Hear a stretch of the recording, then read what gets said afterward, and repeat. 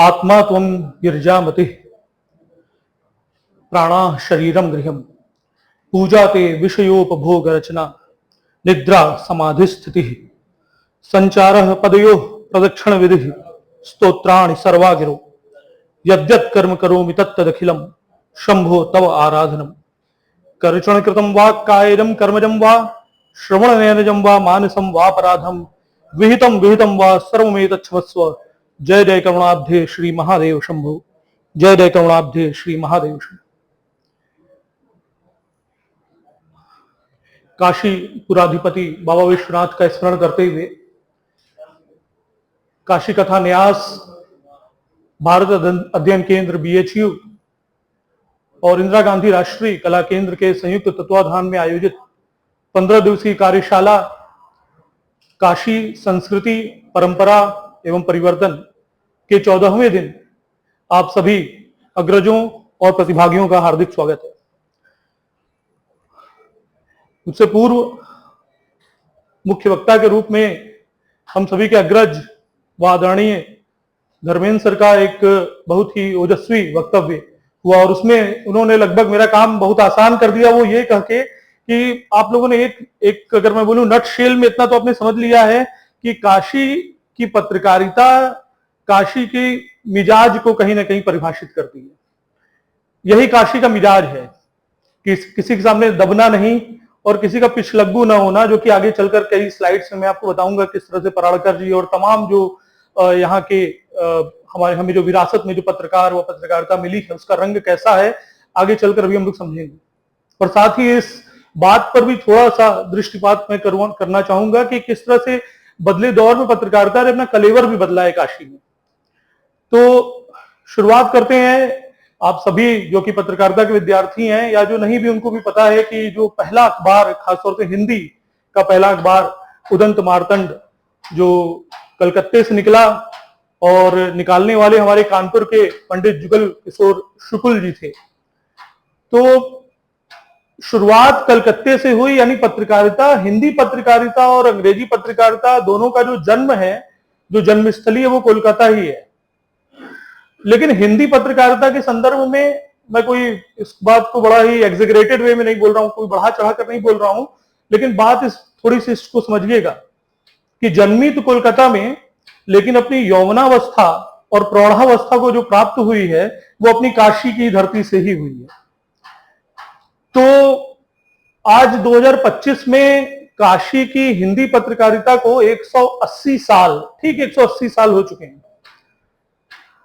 और 20 साल और अभी बाकी है इसके जो अगर ये बोला है कि दोहरे शतक लगाने में इसको भी 20 साल और बाकी है। तो 1845 ईस्वी में राजा शिव प्रसाद सितारे हिंद शुरू करते हैं बनारस अखबार। बनारस अखबार शुरू होता है और अभी मैं आपको आगे की स्लाइड्स में दिखाऊंगा कि किस तरह से बनारस अखबार की जो टैगलाइन थी, जो उसका जो मोटिव था, जो वो बनारस अखबार में दिखाते हैं, उसमें बड़े ही संस्कृत निष्ठ हिंदी का वो प्रयोग करते हैं। राजा शिव प्रसाद सितारे हिंद, भारतेंदु जी उनको अपना एक समय में अपना गुरु भी मानते थे। तो लेकिन भाषा के दृष्टिकोण से, जैसे मैंने अभी शुरुआत ही में अपने इस वक्तव्य में मैंने बोला है कि काशी ने खुलकर विरोध किया है। ऐसा नहीं है कि काशी ने जो कुछ भी जो परोस दिया और काशी ने उसको आंख मूंद कर उसको ग्रहण कर लिया, ऐसा कभी नहीं हुआ है। राजा शिव प्रसाद सितारे हिंद 19वीं शताब्दी के आसपास के, खासतौर से काशी ही नहीं बल्कि बनारस में साहित्यकार और इतिहासकार के रूप में एक बहुत बड़ा नाम था उनका। लेकिन उनकी पत्रकारिता को विरोध नहीं बल्कि घोर विरोध झेलना पड़ा काशी में। और बात कहां पर आई? बात आई उनकी भाषा को लेकर।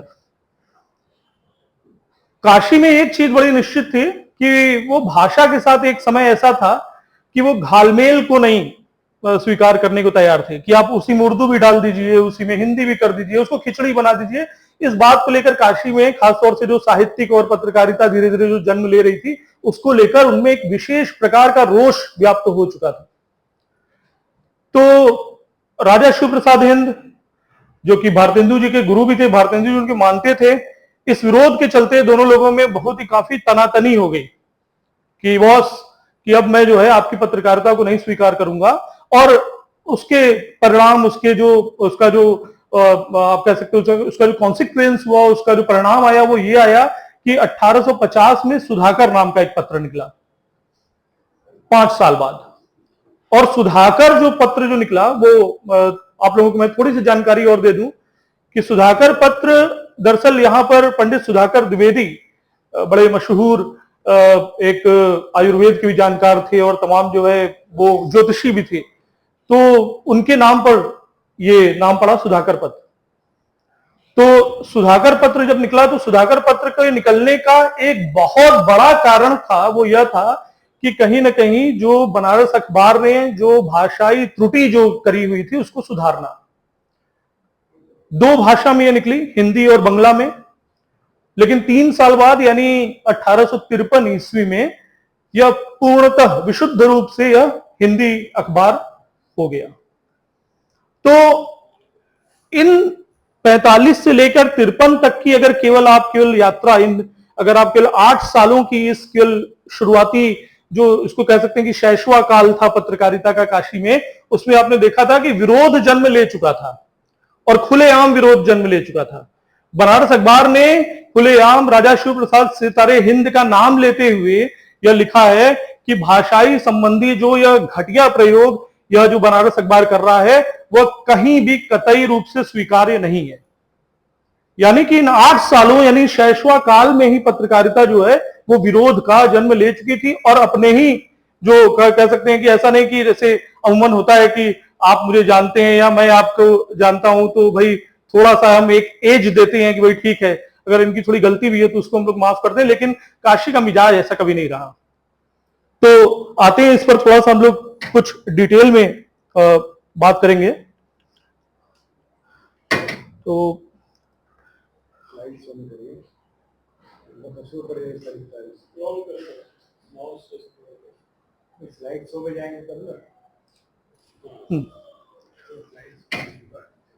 तो बनारस अखबार की शुरुआत और भाषा संबंधी बहस जिस पर अभी हम लोग बात कर रहे थे, तो 1845 में होता है। और फिर उसके बाद जिस तरह से आप लोगों ने देखा कि भाषाई जो त्रुटियां थी उसको लेकर लगातार जो है एक तरह का विरोध पनपा लोगों में, और उसका परिणाम यह हुआ कि सुधाकर अखबार जो है वो प्रकाशित होने लगा।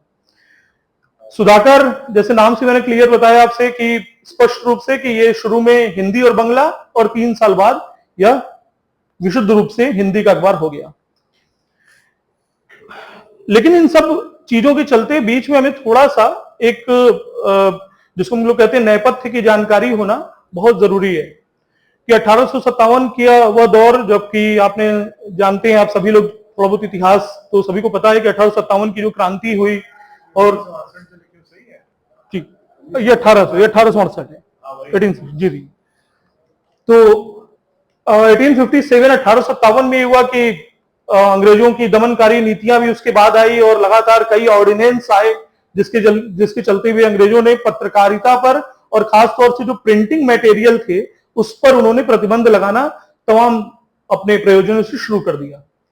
एक और थोड़ी सी मैं आपको जानकारी दे दूं कि 1867 में एक कानून आया जिसको बोला गया कि press books and printing material registration act.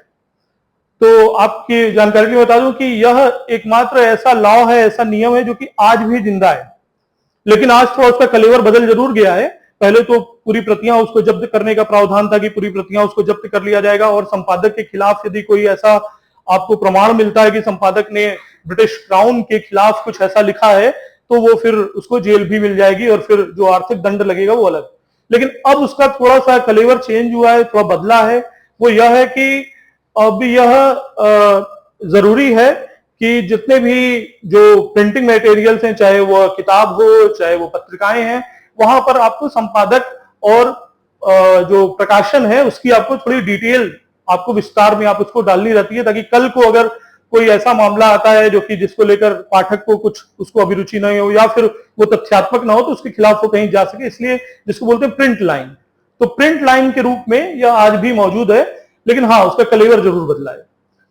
तो भारतेंदु जी को दरअसल अधिकतर जो सभी लोग जो जानते हैं वो साहित्यकार के तौर पर जरूर जानते हैं कि निज भाषा की उन्नति है सब उन्नति को मूल। हिंदी को परिष्कृत परिमार्जित करने का जो श्रेय जाता है वह एकमात्र भारतेंदु बाबू को जाता है कि किस तरीके से उन्होंने खड़ी बोली हिंदी। और क्योंकि उस समय क्या था कि जो भाषाई जो जब ये सारी चीजें चल रही थी तो उस पर तमाम अवधि और जो ब्रज भाषा थी उसका भी बड़ा प्रभाव पड़ रहा था। लेकिन कहीं ना कहीं भारतेंदु जी ने उस बोलियों के प्रभाव से भाषा को बाहर निकालने का एक बड़ा ही भागीरथ प्रयास किया। तो कवि वचन सुधा के रूप में, जो कि क्षमा चाहूंगा 1968 लिखा है, या 1868 में यह प्रकाशित हुआ कवि वचन सुधा। शुरू में जैसे नाम से क्लियर है कि यह पद्य के रूप में, इसमें कुछ कविताएं वगैरह ये सब सारी चीजें निकलती थी। और इतनी इसकी लोकप्रियता बढ़ी कि यह पहले मासिक रहा, फिर पाक्षिक हुआ, यानी 15 दिनों पर निकलना शुरू हुआ, और फिर उसके बाद साप्ताहिक हो गया। क्यों? क्योंकि इसके पाठकों की जो अभिरुचि थी लगातार बढ़ती जा रही थी, और वो लगातार पत्रों के माध्यम से भारतेंदु जी से भी निवेदन कर रहे थे कि जो कवि वचन सुधा है इसमें बहुत देरी हो रही है, एक एक महीने के देर वो नहीं सहन कर पा रहे थे। तो इस तरह से कवि वचन सुधा की लोकप्रियता लगातार बढ़ रही थी। और कहीं ना कहीं जो सांस्कृतिक नवजागरण और सांस्कृतिक और साहित्यिक नवजागरण की जो एक लौ जगी, उस लौ को जगाने में भारतेंदु बाबू की पत्र पत्रिकाओं का बहुत अहम भूमिका है। इसको चलकर आगे हम लोग समझेंगे किस तरह से बाला बोधनी उन्होंने निकाला। बाला बोधनी के बारे में मैं आपको बताऊं कि बाला बोधनी जब उन्होंने निकाला तो बाला बोधनी के प्रवेशांक में उन्होंने एकदम उसके जो फ्रंट पेज था, उसका जो पहला पेज था, उस पर उन्होंने लिखा था कि स्त्रियों की अपनी पत्रिका बड़ी बहन की तरह। तो बाला बोधनी को अब आप समझ सकते हैं, जो लोग थोड़े बहुत मार्केटिंग और इनके जानकार हैं वो समझ सकते हैं कि कभी भी किसी प्रोडक्ट को जब बेचना रहता है तो हम कहीं ना कहीं उसमें इमोशनल क्यू जोड़ते हैं कि ऑडियंस उससे कनेक्ट कर पाए। तो भारतेंदु बाबू उस जमाने में उस पत्रिका को वो कहीं ना कहीं रिलेट करने के लिए कि उससे कहीं ना कहीं पाठक गण उससे जो है वो समझे, उसकी इंपॉर्टेंस को समझे, तो भारतेंदु बाबू ने उसकी टैगलाइन दी थी कि स्त्रियों की अपनी पत्रिका बड़ी बहन की तरह। तो बाला बोधनी के जो, जैसे नाम से क्लियर है, नाम से स्पष्ट है कि बाला बोधनी में जो अंतर वस्तु थे, जो विषय वस्तु, जो कंटेंट जो लिए जाते थे, वह पूर्णतः स्त्री केंद्रित और नारी केंद्रित विमर्श और समाचार तमाम तरीके के निकलते थे, जिसमें आपको जानकर बड़ी हैरानी होगी कि छोटे छोटे विषय जैसे स्त्री के स्वास्थ्य, किस तरह से बच्चों का पालन पोषण करें, स्त्री चेतना, स्त्री नवजागरण, या फिर आप कह सकते हो कि उनमें किस तरह से एम्पावरमेंट, उनको किस तरह से उनको एम्पावर करें, किस तरह से वो जॉब, कैसे वो घर में रहते हुए भी वो किस तरह से समाज से जुड़ सकती हैं। ऐसे छोटे छोटे विषय जिनको कि आज की पत्रकारिता में लगभग ये गायब है, या फिर कह सकते हैं कि उसका वो दुखद पहलू है कि बहुत ज्यादा उसका भाग नहीं बन पा रहा है। भारतेंदु जी ने वो प्रयोग भी उस दौर में करने शुरू कर दिए थे। ये जो प्राप्त है कुछ, उसकी मैं आपके सामने ले आया हूं, कवि वचन सुधा और बाला बोधनी की, कि इसमें आप देख सकते हैं कि कवि वचन सुधा में और बाला बोधनी में दोनों के थोड़े से पृष्ठ में अंतर है। बाला बोधनी बाद में प्रकाशित, वो उसको थोड़ी परिमार्जित तरीके से उसको प्रकाशित किया जाने लगा, लेकिन जैसे उसकी टैगलाइन है, स्त्री जनों की प्यारी हिंदी भाषा सुधारी मासिक पत्रिका। तो ये तमाम जो कवायद थे पत्रकारिता को लेकर, पत्रकारिता की विषय वस्तु को लेकर, ये भारतेंदु बाबू ने करने शुरू कर दिए थे। और केवल पत्रकारिता ही नहीं, इनके जो विषय होते थे, इस पर थोड़ा सा आप ध्यान दीजिएगा कि इन विषयों में वो जो विषय वस्तु जो रखते थे वो समाज से जुड़े हुए, संस्कृति से जुड़े हुए, और सबसे बड़ी बात कि इनको लेकर कहीं से भी भारतेंदु बाबू पूर्वाग्रही नहीं थे। ये बात समझने की थोड़ी है, क्योंकि होता क्या है, जब हम संस्कृति या परंपरा की कभी कभी बात करते हैं तो थोड़े वो होता भी है, थोड़ा हम पूर्वाग्रही हो जाते हैं अपनी संस्कृति को लेकर, अपनी परंपरा को लेकर। लेकिन भारतेंदु बाबू में आलोचनात्मक दृष्टिकोण भी उतना ही लगातार वो पनपा रहा था, और वो लगातार जो रूढ़िवादिता थी, चाहे वो हिंदू धर्म की हो या किसी अन्य धर्म की हो, रूढ़िवादिता का भी उन्होंने खुलकर विरोध किया, और बगैर यह सोचे कि उस पर उनके पाठक की संख्या पर प्रभाव पड़ सकता है। तो विरोध का मतलब ये नहीं हुआ कि आप केवल दूसरे के विरोध को आप विरोध समझे, बल्कि विरोध का यह भी हुआ कि अगर खुद में भी कुछ खामी है तो आप उसको भी मुखरता से आप लोगों के सामने प्रस्तुत करें। तो ये काशी की पत्रकारिता का कलेवर, जो कि भारतेंदु जी को हम लोग श्रेय देना चाहेंगे कि उन्होंने इस तरीके से एक जो कहते हैं क्रांतिकारी तेवर पत्रकारिता में उन्होंने वो ले आए। तो कवि वचन सुधा का उद्देश्य और प्रभाव, तो जैसे अभी भी हम लोग बात भी की है कि 1857 की जो क्रांति हुई, तो उसके 7वें 8वें दशक में भारतीय जन जीवन पर आतंक की जो काली छाया मंडरा रही थी, उसको मुक्ति दिलाने के लिए कवि वचन सुधा, देखिए बात एकदम स्पष्ट सी है कि 1857 की क्रांति के बाद एक तो पहली बात जिस तरीके से दमनकारी जो नीतियां जो अंग्रेजों ने बनाई, और दूसरी बात कहीं ना कहीं एक तरीके से आप कह सकते हो कि जो खासतौर से जो साहित्य और पत्रकारिता दोनों ही, वह इन दोनों को चलाने वाले, इन दोनों को करने वाले लोग कहीं ना कहीं बहुत ही बैकफुट बहुत पीछे आ गए थे। ऐसे में उनको कोई एक ऐसा आदमी चाहिए था जो लॉ दिखा पाए कि डरो मत, हम हैं। और आगे चलकर मैं इसको बताऊंगा कि किस तरीके से जो आने वाले जो पत्रकार थे, जैसे अभी बहुत ही अच्छी तरीके से और बहुत ही समग्र रूप से धर्मेंद्र सर ने पराड़कर जी के बारे में बताया, तो उस पर उनकी बहुत, उसको कह सकते हैं कि गहरा प्रभाव पड़ा। और केवल उन्हीं पर नहीं, मुंशी प्रेमचंद का नाम आप लोगों ने सुना होगा। एक उपन्यासकार के तौर पर, कहानीकार के तौर पर तो खैर वो कुछ बोलना ही नहीं है कि वो कितने महान शख्सियत वो थे, लेकिन एक पत्रकार के तौर पर मुंशी प्रेमचंद 1880 में पैदा होते हैं, लेकिन वो अपने आप को, जो अपने एक परम मित्र बनारसी दास को वो पत्र लिखते हैं और वो कहते हैं कि यार मेरे अंदर एक पत्रकार जीता है।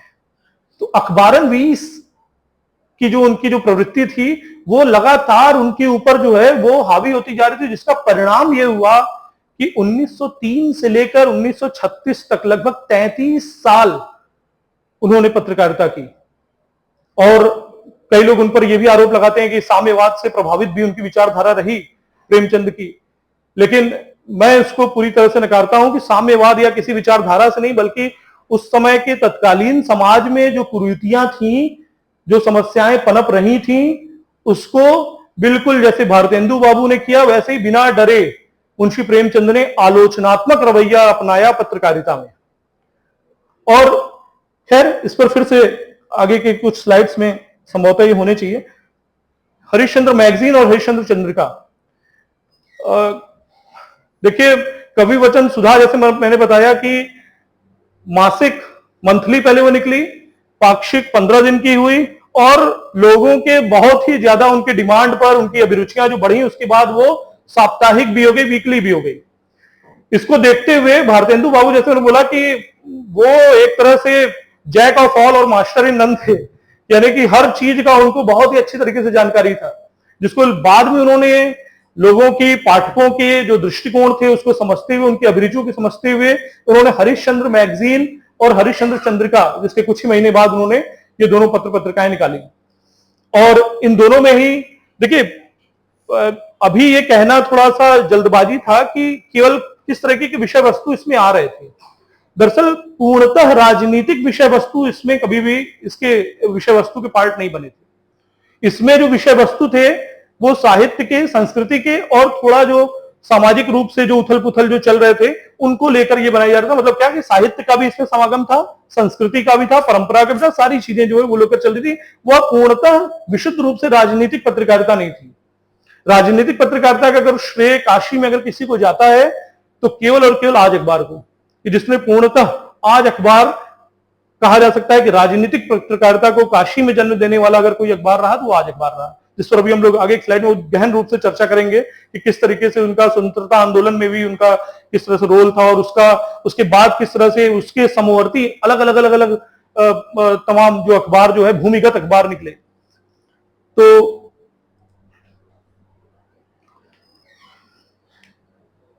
फिर से वही बात, जैसे अभी मैंने बताया कि आज अखबार 1920 में आता है और 5 सितंबर 1920 को यह प्रकाश में आता है। और इसकी जो खूबसूरती, जिस पर कि बहुत ज्यादा ध्यान नहीं गया दुर्भाग्यपूर्ण रूप से, कि इसके 2 संपादक रहे, और इन दोनों संपादक में श्री प्रकाश जी का एक नाम आता है और दूसरा नाम जो आता है वो पंडित बाबूराव विष्णुराव पराड़कर जी का आता है। अब देखिए क्या है, किस तरीके से काशी की पत्रकारिता अपना रंग बदल रही थी। श्री प्रकाश जी गांधी चिंतक थे और गांधीवादी विचारधारा के थे, और पराड़कर जी तिलक जी को मानते थे, लोकमान्य तिलक के वो रास्ते पर चलते थे। यानी कि आप कह सकते हो कि combination of hot and cold both. और आज ने उसको पूरी तरीके से एम्ब्रेस किया, उसको गले लगाया कि वो एक ही संस्था में एक ही पद पर दो ऐसे व्यक्ति, ऐसे संपादकाचार्य हैं जिनकी विचारधारा अलग अलग है। पराड़कर जी के बारे में पंडित दुर्गा प्रसाद मिश्र जी लिखे हैं कि पराड़कर जी की एक जेब में पिस्तौल होती थी और दूसरी जेब में कलम। अब पराड़कर जी के बारे में थोड़ा सा और आप लोग समझ लीजिए कि दरअसल वो अपने आचरण से, अपने रवैये से बड़े क्रांतिकारी विचारधारा के थे और क्रांति को जन्म देने में, इवन आपको जानकर आश्चर्य होगा कि राजगुरु जो कि भगत सिंह के साथ थे, राजगुरु के वह गुरु थे। और दरअसल कई ऐसे इतिहासकार तो दावा करते हैं कि उनको पिस्तौल चलाना भी राजगुरु को पराड़कर जी ने ही सिखाया था। तो पराड़कर जी का एक जो उनका व्यक्तित्व है वो यह भी है कि संपादकाचार्य या संपादक की भूमिका से परे वह अच्छे निशानेबाज भी थे और राजगुरु जी को उन्होंने जो है वो निशानेबाजी भी सिखाई। तो श्री प्रकाश जी एक तरफ, पराड़कर जी एक तरफ, लेकिन दोनों लोगों के बीच में कभी भी ऐसा नहीं हुआ कि उस पर कभी न्यूज़पेपर या वो अखबार बंद होने का खतरा आ जाए, ऐसा कुछ नहीं चला। और 10 साल एकदम स्मूथली, एकदम प्रॉपर तरीके से 10 साल जो है आज ने अपनी जर्नी पूरी करी। 10 साल मैं क्यों कह रहा हूं उसके पीछे मैं एक रीजन बताता हूं। 1930 में एक ऐसा समय आता है बेटा कि 1930 में जब नमक आंदोलन जो कि गांधी जी ने जो शुरू किया था, नमक आंदोलन के चलते कई प्रेस ऑर्डिनेंस और बड़ी सख्त प्रेस ऑर्डिनेंस, जो प्रेस अध्यादेश थे, ये अंग्रेजी ब्रितानी हुकूमत ने इन चीजों को लागू किया।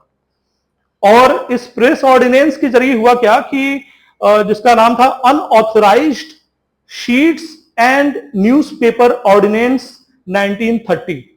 2 जुलाई 1930 को यह ऑर्डिनेंस आया, unauthorized sheets and newspaper ordinance. अब इसमें था क्या कि अंग्रेजों ने दरअसल पूरी तरह से उसको परिभाषित किया कि अनऑथराइज्ड हम किसको बोल रहे हैं, कि शीट्स को बोल रहे हैं। शीट यानी आप सभी जानते होंगे जो पत्रकारिता के विद्यार्थी हैं, जिस पर अखबार छपता है, और न्यूज़पेपर यानी कि वो कंटेंट, वो विषय वस्तु जो कि अखबारों की सामग्री रहती है। तो इसको लेकर जो कड़े प्रावधान वो ये लगाए कि अगर आप के खिलाफ कोई भी ऐसा प्रमाण मिलता है कि आपने उस शीट का गलत दुरुपयोग या आपने दुरुपयोग उसका किया है और खास तौर से कहीं ना कहीं आप कोई एजेंडा चला रहे हो पत्रकारिता या समाचार की आड़ में, तो आपके अखबार की प्रतियां तो जब्त होगी, संपादक को भी तुरंत गिरफ्तार किया जाएगा। अब देखिए काशी की पत्रकारिता का इतिहास हम लोग पढ़ रहे हैं, ये यहाँ पे समझ रहे हैं, और काशी की पत्रकारिता किस तरीके से बदल रही है इस पर अभी थोड़ा से बात अभी हम लोग करेंगे आगे चलकर कि किस तरीके से भूमिगत अखबार शुरू हुए। और उसमें जो सबसे बड़ा नाम जो जाता है वो है रणभेरी का। रणभेरी, जब मैं आपको बता रहा हूं तो उस समय मुझे अपने कॉलेज के समय का दिन याद आ रहा है कि जब इन सब चीजों को जब हम लोग पढ़ा करते थे और किस तरीके से आप थोड़ा सा उसको विजुलाइज अगर आप कर पाए तो ये बहुत अच्छा होगा। केवल एज ए लेक्चर आप केवल ना सुने। तो रणभेरी की जो खासियत थी वो क्या थी कि रणभेरी भूमिगत अखबार था जो कि अंडरग्राउंड तरीके से चुपचाप अंग्रेजों की नजर से बचाकर निकलता था। पराड़कर जी, बाबूराव विष्णु पराड़कर जी के एक छोटे भाई थे जिनका नाम था माधवराव विष्णु पराड़कर। तो माधवराव विष्णु पराड़कर जी जो थे वो जो ज्ञान मंडल प्लाजा आप लोग जो देख रहे होंगे कबीर चौरा पे, तो ज्ञान मंडल यंत्रालय एक समय उसका नाम हुआ करता था 1930-31 के दौर में।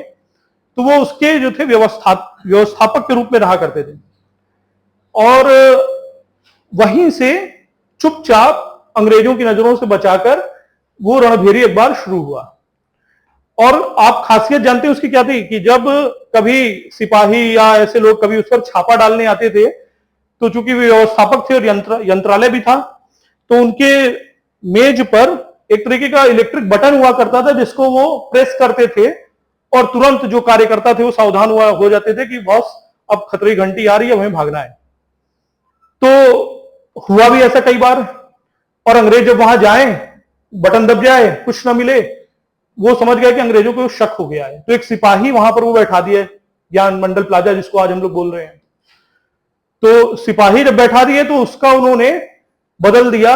मैदागिन के पास एक धर्मशाला में वो, और खास तौर से इस बात को कई इतिहासकारों ने इसको कोट किया है कि रणभेरी निकालते समय वो इस बात का ध्यान, पराड़कर जी और उनके कार्यकर्ता इस बात का ध्यान रखते थे कि वह कमरा भुतहा कमरा हो, यानी अंधेरा कमरा हो, जिसमें कि अगर कभी कोई सैनिक या कोई ब्रितानी हुकूमत के कोई लोग अगर जाएं तो उनको वहां पर कुछ मिले ना।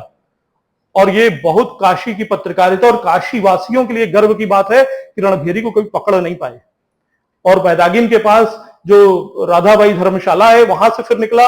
फिर उसके बाद अब देखिए किस तरह से रणभेरी अपना बदल रहा है, कलेवर और अपना स्थान लोकेशन किस तरह से चेंज कर रहा है। उसके बाद जब अंग्रेजों को शक हुआ कि बॉस अब ये सब बैदागिन सब निकालना शुरू करेंगे, तो मणिकर्णिका घाट पर मणिकर्णिका कुंड है, उसके ठीक नीचे एक कमरा हुआ करता था। और उस कमरे में जो है वो रणभेरी का जो है वो एक बार जो है वहां से प्रकाशन शुरू हो गया उस कमरे के अंदर से। और वहां पर उस समय चंद्रशेखर आजाद के एक जो साथी थे वो भी रहा करते थे। मीन्स व्हाट, कहने का मतलब ये है कि जितनी भी ऐसी जो भूमिगत जो अखबार थे, अभी मैं आगे चलकर कई स्लाइड्स में आपको बताऊंगा अभी किस तरह से रणभेरी ने बाकी अन्य भूमिगत अखबारों का जो एक मार्ग है वो प्रशस्त किया, कि वो चाहे फिर चंडिका आ जाए, फिर वो चाहे ज्वालामुखी आ जाए, ऐसे तमाम जो भूमिगत अखबार जो है वो काशी से निकलने शुरू हुए। जैसे ये आज अखबार का एक मिला हुआ है कि 1920 में आज के प्रकाशन से अब तक जो है वो काफी नया मोड़ आया है। 5 सितंबर ये सारी चीजें हो चुकी हैं। और पहला यह राष्ट्रीय अखबार था, लेकिन यह कहना सही होगा कि पहला यह राजनीतिक अखबार भी था जो कि काशी से निकला। देखिए, स्वतंत्रता संग्राम में भारतीय पत्रकारिता का मूल स्वर क्या था, ये हम सभी को पता है कि त्याग, बलिदान और मिशन। आज निश्चित रूप से ये कहने में कोई हिचक नहीं होनी चाहिए हम सभी को कि आज पत्रकारिता मिशन से प्रोफेशन की यात्रा तय कर चुका है। लेकिन इतिहास को जानना क्यों जरूरी है, इस पर भी थोड़ा सा विचार करना बहुत आवश्यक है। क्योंकि इतिहास हमें यह बता सकता है कि क्या क्या चीजें, या जिस मूल पर आप खड़े हो, जिस स्थान पर आप खड़े हो, वहां पर इन सब महानुभावों, इन सब बड़े बड़े व्यक्तित्वों का क्या भूमिका, कैसी भूमिका रही है और किस तरीके से इन्होंने इन चीजों को आगे जो है वो कहीं ना कहीं परिष्कृत किया है, विकसित किया है। और इतिहास के साथ एक दूसरी चीज, खासतौर से काशी के संदर्भ में आज के समय में ये इसलिए भी बड़ा ही समीचीन विषय है क्योंकि आज जो थोड़ा सा पत्रकारिता का स्वरूप जो बदला है, कि जहां पर ये कहना चाहिए कि इस कहने में कोई हिचक नहीं होनी चाहिए कि कहीं ना कहीं पत्रकारिता ने अपने मूल स्वरूप से भी छेड़छाड़ कर दी है। और ये काशी की पत्रकारिता कभी से नहीं रही है। कभी पिछलग्गुओं का या फिर कभी ये चाटुकारों का, कभी काशी की पत्रकारिता ने। अभी मैं एक बड़ा अच्छा छोटा सा एग्जाम्पल और आपको देता हूं, ये इसी रणभेरी से ही, जो कि बाबू पड़ालकर जो निकाल रहे थे, कि ऊपर जो मास्ट हेड मतलब मास्टर हेडलाइन, जहां पर कि अखबार का जो नाम होता है, मास्ट हेड तो लगा रहता था रणभेरी, और नीचे बाईं तरफ लिखा रहता था संपादक के नाम के आगे बाबा राधेश्याम दास या बाबा संतराम। स्पष्ट है कि छद्म नाम है। लेकिन जानते हैं क्या, राधेश्याम दास नाम करके उस समय बनारस के, काशी के सिटी मजिस्ट्रेट थे, और सिटी मजिस्ट्रेट के नाम पर वो निकाल दिया करते थे बाबा बाबा राधेश्याम दास। अब पकड़ो, मैंने तो बाबा लगाया हुआ है, तुम्हारा नाम तो राधेश्याम दास है। और ये सारी चीजें, वो जो हिमाकत, ये जो शब्द मैं लूंगा, कि वो जो हिमाकत कर पा रहे थे केवल और अपने केवल उसी बनारसी तेवर के कारण, जो कि वो लगातार पत्रकारिता में उस चीज को वो कहीं ना कहीं रिफ्लेक्ट कर रहे थे, उसको कहीं ना कहीं वो चीजें स्पष्ट रूप से उसका वो भाग बना रहे थे। तो और ऐसे तमाम ऐसे लोग, और जिनका मैं बता रहा हूं उस समय के सिटी मजिस्ट्रेट राधाश्याम दास जी, वो जो थे वो बड़े ही जो है वो अंग्रेजों के पिछलग्गू टाइप के थे, कि वो लगातार जो है इस चीज को वो इंश्योर करते थे कि उनका जो पद या ऐसी चीजें न जाए। तो उनका भी विरोध, और बड़े मुखर तरीके से विरोध, वो उसका जो है उसकी विषय वस्तु का, रणभेरी की विषय वस्तु का वो अंग बना करता था।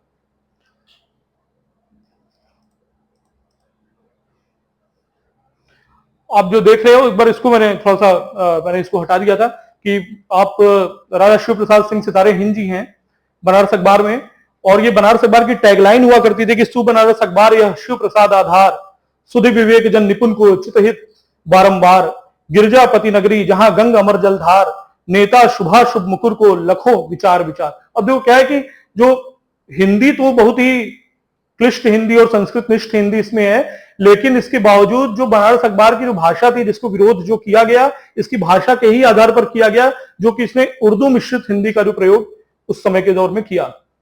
तो ये एक थोड़ा इनको विरोध का सामना करना पड़ा।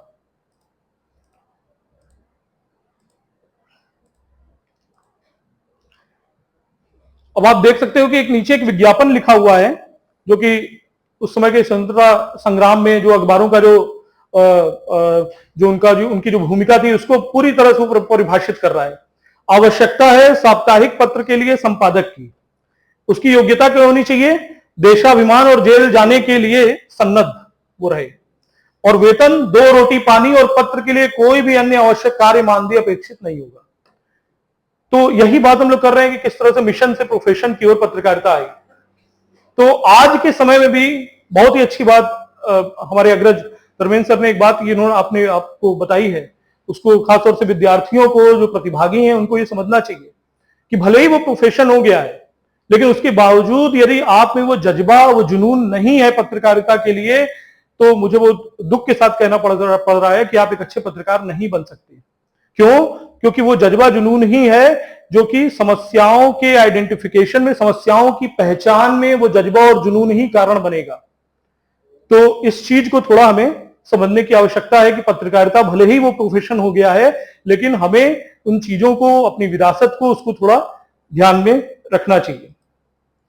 रणभेरी के बारे में जैसे भी मैंने बताया, आप जो चित्र देख रहे हैं वह बाबूराव विष्णु पराड़कर संपादकाचार्य का है।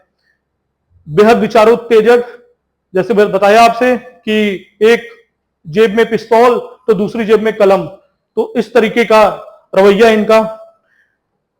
पराड़कर जी के छोटे भाई माधवराव विष्णु पराड़कर, इनके बारे में बात हो ही चुकी है।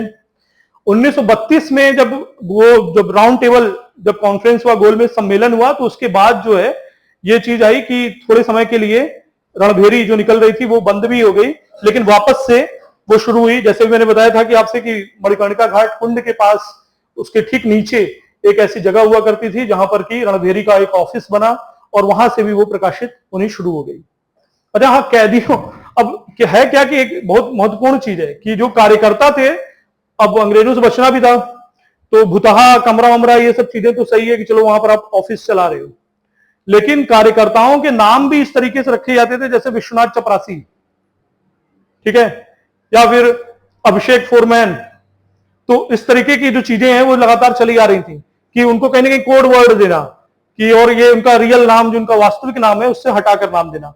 तो इस तरीके से कैदियों की तरह उनके नाम भी दिए जाते थे। रणभेरी दो तरह से निकलता था, एक तो दैनिक था, साप्ताहिक एक रणभेरी थी। दोनों के जो पृष्ठ और मूल्य, दोनों में भी अंतर स्पष्ट है कि अंतर भी था कि दैनिक जो था वो 1 आना में मिलता था, 1 पैसे में, और जो साप्ताहिक था वो 1 आना में। तो इस तरीके से जो है इन चीजों को भी लगातार जो है विस्तार उसका किया गया।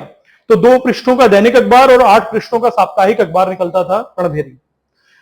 तो अब आप इसके थोड़े से तेवर की हम लोग जो बात कर रहे थे, तो तेवर आप इसके कुछ, मैंने छोटा सा एक शब्द उठाया हुआ है कि इस ब्रिटिश हुकूमत के दिन पूरे हो गए हैं, या बम या पिस्तौल से जाएं या सत्य और अहिंसा से।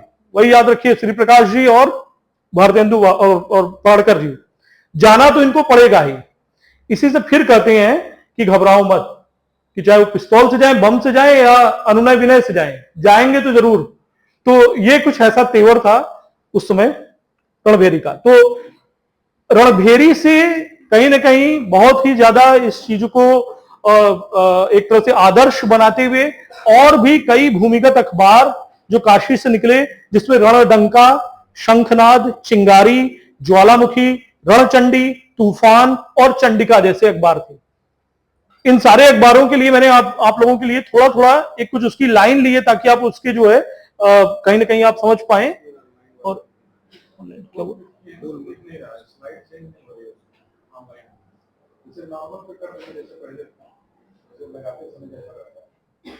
साइड वाला भी देखना चाहिए। एस्केप करिए ना, एस्केप बटन दबाइए। रुकिए।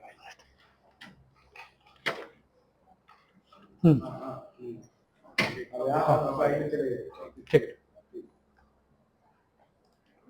ठीक है।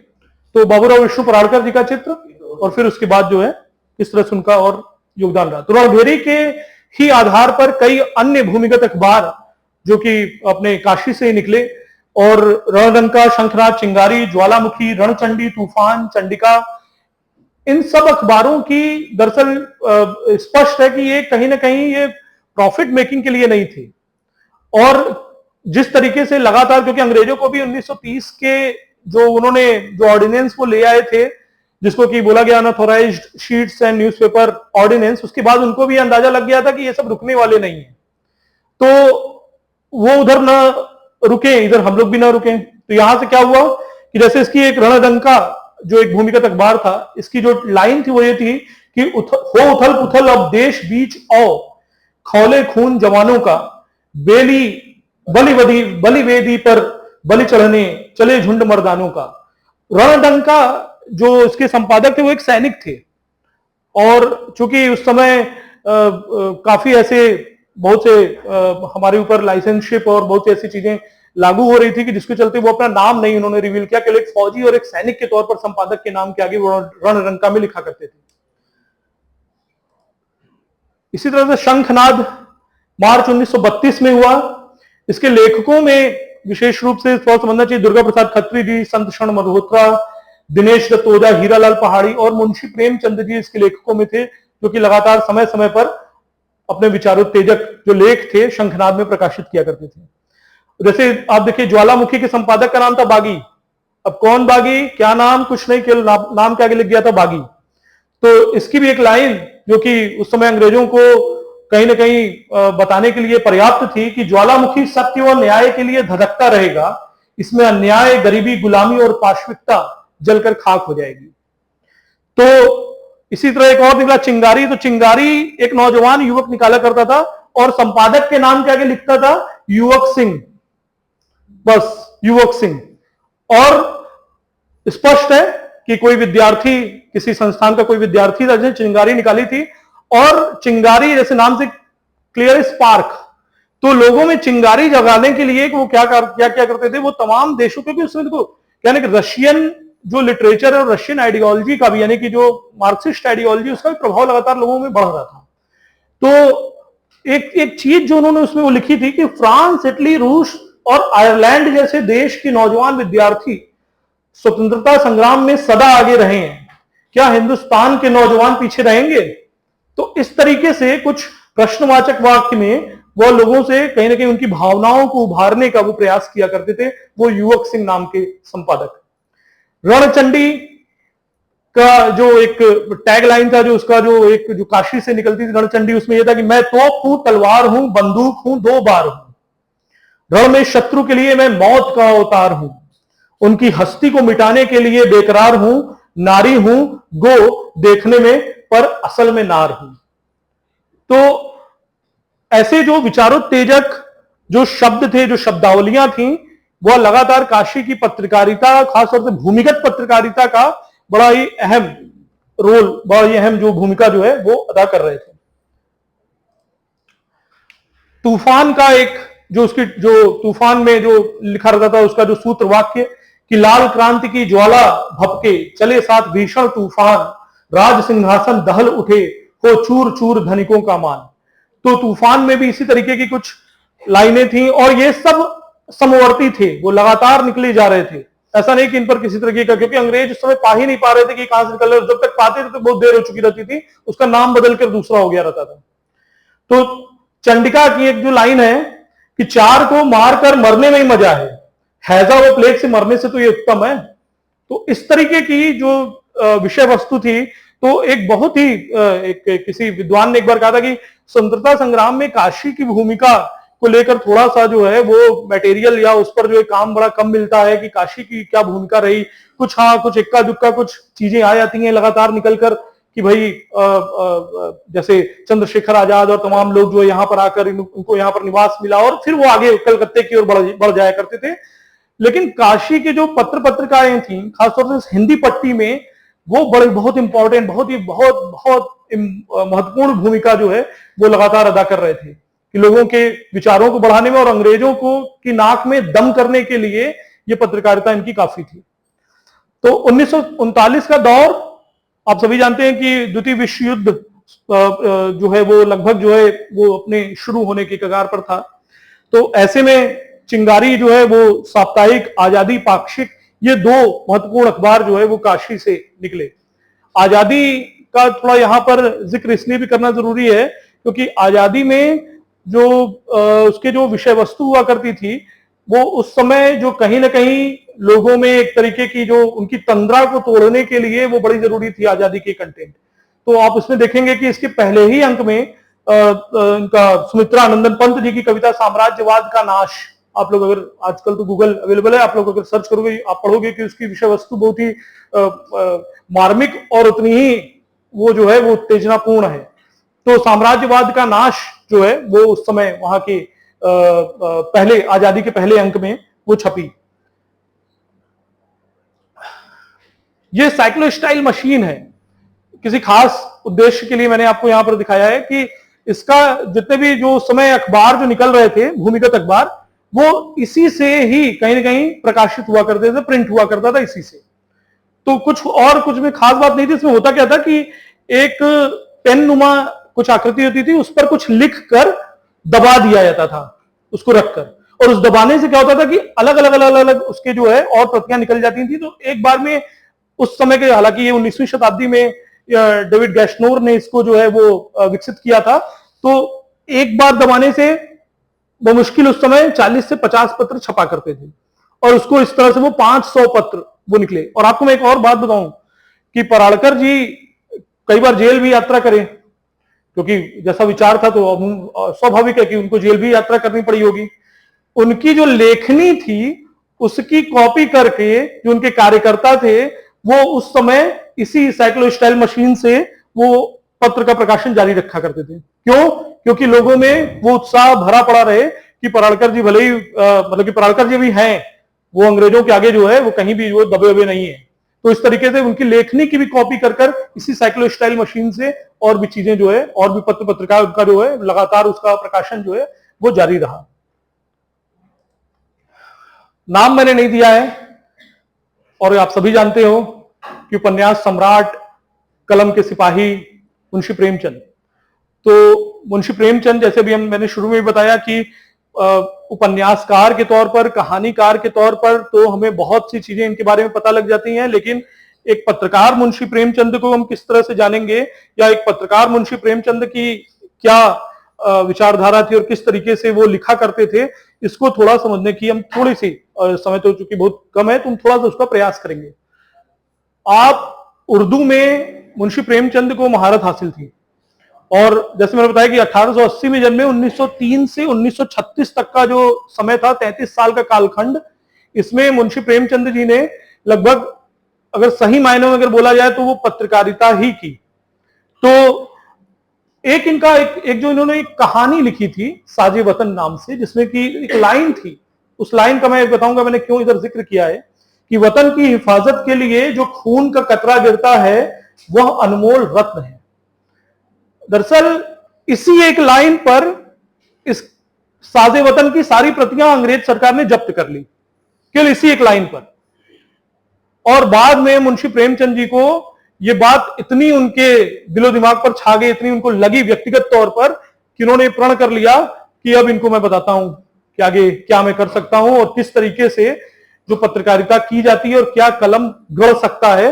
बाद के उनके उपन्यासों में भी ये चीजें स्पष्ट रूप से दिखी और उनकी पत्रकारिता में भी दिखी, और केवल इस लाइन पर। और उस लाइन में जो ब्रिटानी हुकूमत ने जिस पर आक्षेप जो किया गया, जिसको उन्होंने आधार बनाया, वो था कि खून का कतरा और अनमोल रत्न, कि खून का कतरा गिरता है मतलब कि कहीं ना कहीं आप भड़का रहे हो, अपना एजेंडा चला रहे हो, और अनमोल रत्न यानी कि आप क्रांतिकारियों को कहीं ना कहीं आप उनको प्रश्रय देने का काम कर रहे हो। और ये उन्होंने केवल उसका व्याख्या की थी, इस लाइन की केवल उन्होंने व्याख्या के आधार पर।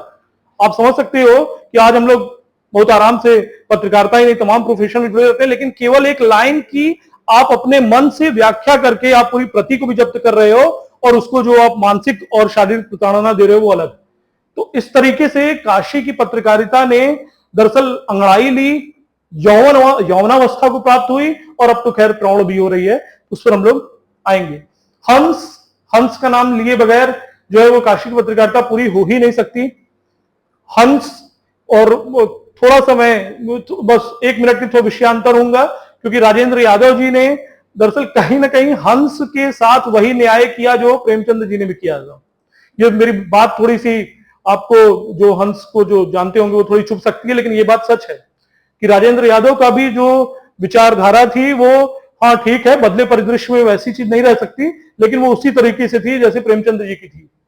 और गलत को गलत कहना और थोड़े बोल्ड अंदाज में कहना, वो राजेंद्र यादव जी ने हंस की विषय वस्तु का अभिन्न अंग बनाया। तो खैर, हंस, माधुरी और जागरण में प्रेमचंद जी के लगातार वो लेख आया करते थे, और इसके अलावा भी तमाम कहानियों के माध्यम से और भी उस समय के जो अखबार थे वहां पर भी उनकी उपस्थिति दिखती है। जागरण के 12 दिसंबर 1932 का एक समय के ऐसे समय में जबकि संपादक के सिर पर तलवार लटकी हो, ऐसे वातावरण में राष्ट्र का विकास नहीं हो सकता। कि आप एक बार संपादक, यानी कि फ्री वॉइस, कि आप एक बार जो है संपादक को तमाम ऑर्डिनेंस और तमाम उस तरीके से प्रताड़ित भी करें और राष्ट्र के उत्थान की भी आप सपना लिए रहें, तो ये दोनों ही मिथ्या वचन है, ऐसा ये संभव नहीं है। तो ऐसा नहीं है, जैसे मैंने बोला कि मिजाजी काशी है, तो मिजाजी काशी का मतलब केवल ये नहीं है केवल तेवर वाली और क्रांतिकारी काशी है। काशी अपने हुल्लड़ वाले अंदाज के लिए भी बड़ी जानी पहचानी है। आपने कार्यशाला के बाकी दिनों में लोक रंग और लोक के बारे में बहुत सुना है कि काशी में किस तरीके से एक अपना व्यंग का भी मिजाज है, अपनी एक हंसी ठिठोली का मिजाज है। तो पत्रकारिता भी उसकी भेंट चढ़ गई। तो पत्रकार भेंट चढ़ गई का मतलब ये नहीं कि बड़े हल्के फुल्के अंदाज में हम लोग बोलकर निकल जा रहे हैं। इसका मतलब यह है कि कहीं ना कहीं पत्रकारिता में खालिस बनारसी अंदाज भी देखने को मिलता है।